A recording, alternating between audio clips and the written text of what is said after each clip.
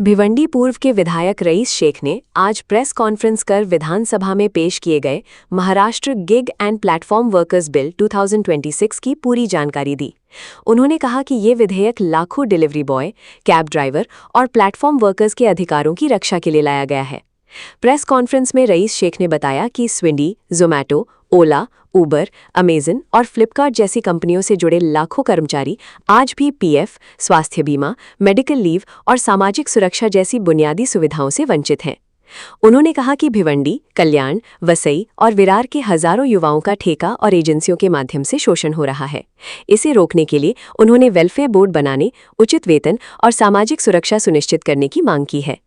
Rice Sheikh ने उम्मीद जताई कि सरकार इस विधेयक पर गंभीरता से विचार करेगी और गिग वर्कर्स को उनका हक दिलाने की दिशा में ठोस कदम उठाएगी। देखिए, कल असेंबली में मैंने महाराष्ट्र के अंदर जो हमारे लाखों बच्चे या तो ओला, उबर, जोमैटो, स्विगी या हमारे लॉजिस्टिक पार्क में काम करते हैं और उनको किसी तरह की भी सिक्योरिटी नहीं है, उस मुद्दे को उठाया। सिक्योरिटी का मतलब क्या होता है? जब एक नौजवान बच्चा किसी के यहाँ नौकरी करने जाता है और वो मल्टीनेशनल कंपनी होती है, अमेजॉन, स्विगी जैसी, जो अपने आप को यूएस में बताती है कि हम हमारे एम्प्लॉयज़ का बहुत ख्याल रखते हैं, ऐसी कंपनी को जो है चाहिए कि हमारे बच्चों को डायरेक्टली एम्प्लॉय करे।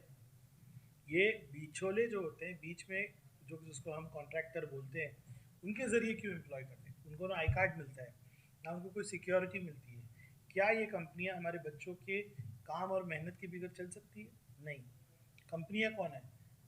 इंटरनेशनल कंपनीज है, कमाते इधर है, यूएस वगैरह पैसे ले जाते हैं, गवर्नमेंट को टैक्स भरते हैं। लेकिन जो एक्सप्लॉयटेशन हमारे बच्चों का हो रहा है, आज जो बच्चा 24 साल का है, 26 साल का है, 28 साल का है, जब वो शादी करेगा, अपने बच्चों को स्कूल भेजेगा या वो बूढ़ा हो जाएगा, जब वो काम नहीं कर पाएगा, तो उसको क्या सिक्योरिटी है? कोई पीएफ नहीं, कोई पेंशन नहीं, कोई मेडिकल लीव नहीं, कोई ट्रांसपोर्ट अलाउंस नहीं, और जो एक्चुअल सैलरी है वो कॉन्ट्रैक्टर को जा रही है। इसको क्या मिल रही है? आधा। मैं आपके ज़रिए पूरे भिवंडी के लॉजिस्टिक कंपनीज को एक मैसेज देना चाहता हूँ कि हमने अभी ये प्राइवेट मेंबर बिल लाया है। प्राइवेट मेंबर बिल का होता है, एमएलए कानून बनाने के लिए सरकार को कहता है। ये बिल असेंबली में अब टेबल है, इसमें हमने सारी बातें रखी है। हमने कहा है कि Maharashtra gig workers and informal workers का एक बोर्ड होना चाहिए, वेलफेयर बोर्ड होना चाहिए। उनको accident insurance, life insurance, pension, medical leave, ये सब कुछ होना चाहिए, और सरकार इससे बच रही है। जब से बीजेपी की सरकार आई है तब से ना हम यूनियन देख रहे हैं, ना जिसको कहते हैं कि अधिकार जो होते हैं वर्कर्स के, उसके बारे में कोई प्रस्ताव देख रहे हैं, ना कुछ देख रहे हैं। मेरी मांग सरकार से ये है कि इस बिल को इमीडिएटली पास करें। आज ओला उबर में जो मेरा ड्राइवर बच्चा काम करता है, जो 8-8, 10-10 घंटे ड्राइव करता है, उसको कोई सिक्योरिटी नहीं, उसका आगे क्या होगा नहीं मालूम, अपना इंस्टॉलमेंट भर सकेगा कि नहीं मालूम। प्रॉफिट मार्जिन बहुत है, पैसे बहुत ये कंपनियां कमा रही है, शेयर मार्केट में इनका प्राइस ऊपर बढ़ रहा है, लेकिन हमारे बच्चों की ज़िंदगी बद से बदतर होते जा रही है।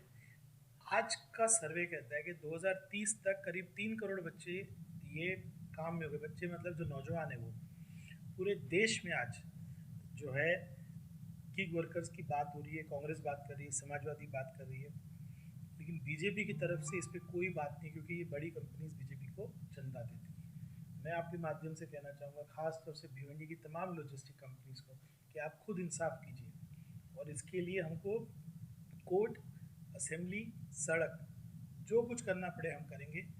आज से ये आंदोलन हम अनाउंस करते हैं।